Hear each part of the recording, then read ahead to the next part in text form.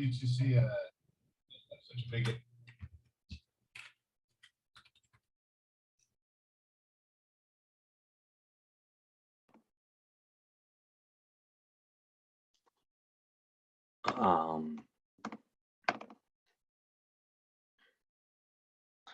Hey, Will, can you hear me? I don't know if we can hear you. No. Try again.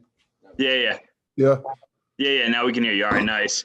I mean, you've been here, with Malone and kind of seen this growth. How cool was it to get him win number 300 with the Nuggets, and particularly to get him this win in Sacramento, the place that they kind of kicked him to the can, 9 years ago? It felt good, man. I told him before the game, just joking with him, saying this was the house that Michael Malone built.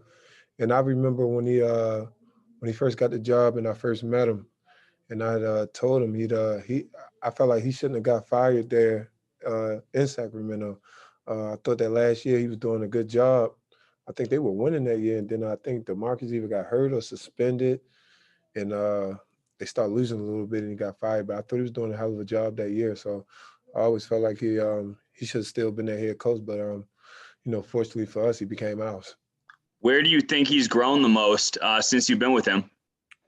In every area. I mean, he continues to grow with his game planning, continue to grow with his X's and O's, knowing the players and how he has to deal with, each player differently. Being our leader.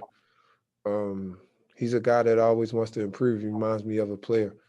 And he's definitely doing even a better job of keeping his emotions in check. He's a very passionate guy. He wants to win. So I think he's taking leaps and bounds in every area of coaching. Last one from me. Malone talked about how beneficial just the mental rest, the physical rest can be, in reference to the All-Star break. How important was it for you, come out have a season high 31 tonight? It was very important for me over the break. I didn't, take time off. I worked out every day. But what the break did for me was mentally just refocusing on what I have to do for the team and what our goals are, and just being able to be ready for the stretch run. Go to Joel Rush.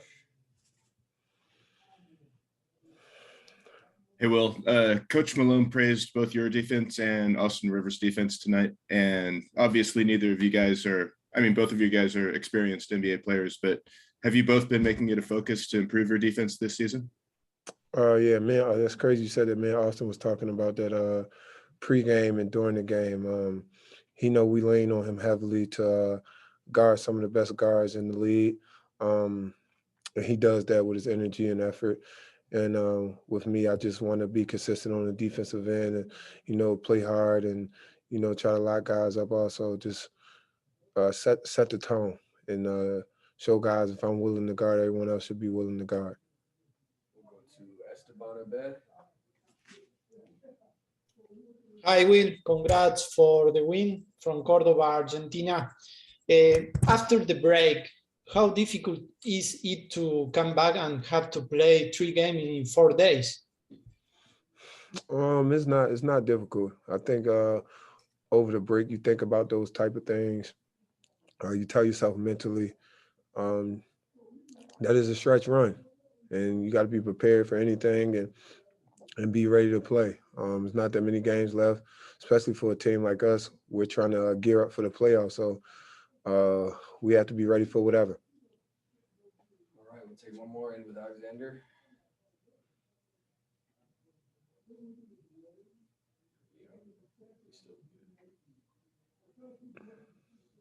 Go ahead, Alexander.